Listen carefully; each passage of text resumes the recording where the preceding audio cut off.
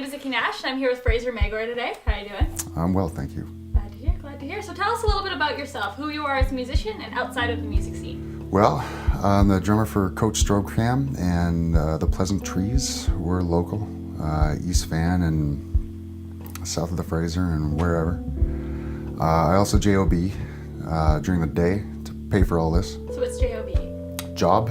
Oh, job. Okay, JOB, job. All right, I can't do this professionally at the moment. No, I'm a little long in the tooth for that kind of thing. It's also it's hard here in Vancouver too, especially. What do you feel about the scene? Do you feel like it's welcoming? Do you think it's something you could actually have a career in here? Sure, yeah. It takes just as much work as anything else, any other regular job, and you really do have to put in the hours, and you really do have to spend the money. But if you're willing to keep working constantly, you can definitely make a career out of this here and not have to move. You just will be broke.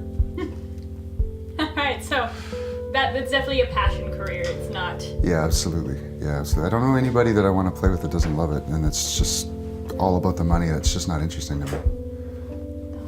You have to do what you love. You can't always be about the money. Yeah. But when it does come to those shows and stuff like that, you obviously want people to come and also enjoy your experience. So what do you think is the best way to bring them over? Do you think that maybe a band is the best way to promote it, or do you think bands need a promoter nowadays? Well, if you're gonna book a show and do a show, you're responsible for bringing your own people, really. I mean, promoters can only do so much, but it's a much different feel to play with a room full of strangers than between a couple of the bands. You literally know everybody in the bar, and there's like 50, 60 people, which isn't a huge crowd.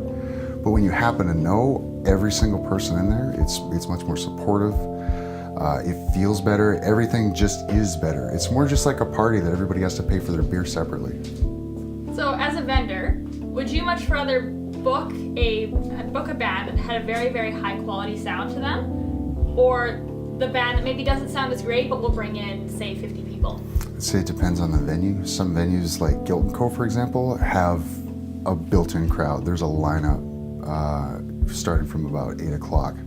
Whereas you got some of the more less dependent on that crowd, like the Princeton, where you want to make sure that you've got the best possible quality band in there, unless they bring 100 people. So that's the trade-off. You don't want to lose your built-in crowd because your band sucks, but they brought a lot of people. People are going to remember that for the next time, and they're going to go, yeah, I know, I'm not sure about these guys. I'm not sure about this promoter, I'm not sure about this venue. So you always want to make sure that even if you got a wildly popular core band or something that they're gonna fuck your joint up, you want to make sure that you're leery about booking them the second time, because maybe your regulars don't like that. So do you maybe think that a lot of those issues that you did bring up, do you think it could have contributed to maybe some of these venues shutting down because they couldn't find the right band for their demographic? The shutdowns are a little weird. They seem to, like the big ones all came from money. Like the Fairview's going, they're getting rezoned. It's in a really rich neighborhood. As far as real estate goes, it was really nice to see the railway come back. I don't know what caused their demise, but they came back. There's another live spot right on Dunsmuir, which is really cool. I'm not even aware of what's shutting down and what's sticking around right now.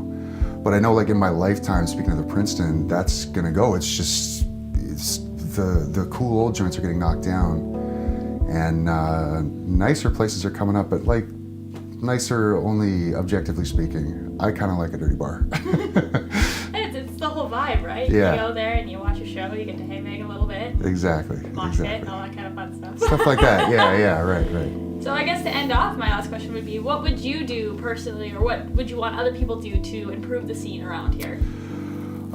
Shrink your scene. Don't think of Vancouver as a city, as a scene, because it's just so massively diverse from one end of Powell Street all the way to even the North Shore. They're completely different crowds as you get into little 1 kilometer areas. Shrink your scene into like around a place like this, which is, I don't know if this is a published thing, but this is a jam space. Looks like there's like a dozen rooms or something in here. There's got to be bands in and out of here all the time. And if there's a little bit of community in that, and you find yourself being booked for a night and somebody needs an opener, well, you've got your community right here. They're there. You have your contacts, and you've got your contacts, you got the people that you like, you know how they play, you know who they are.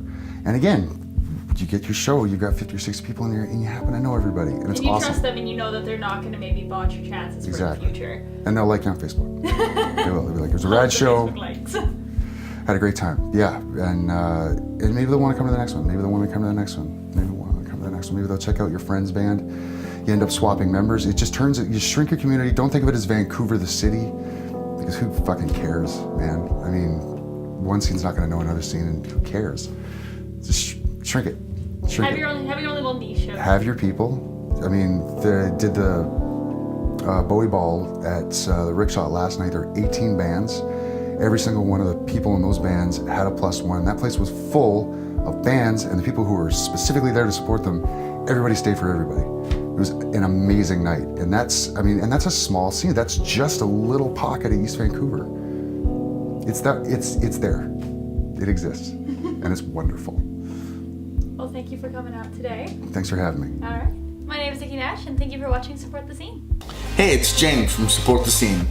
If you're interested in being interviewed or want to be featured on our channel, please comment down below or find us on Facebook and message us, and we'll get back to you as fast as we can. Hope you guys enjoyed the video. Rock on.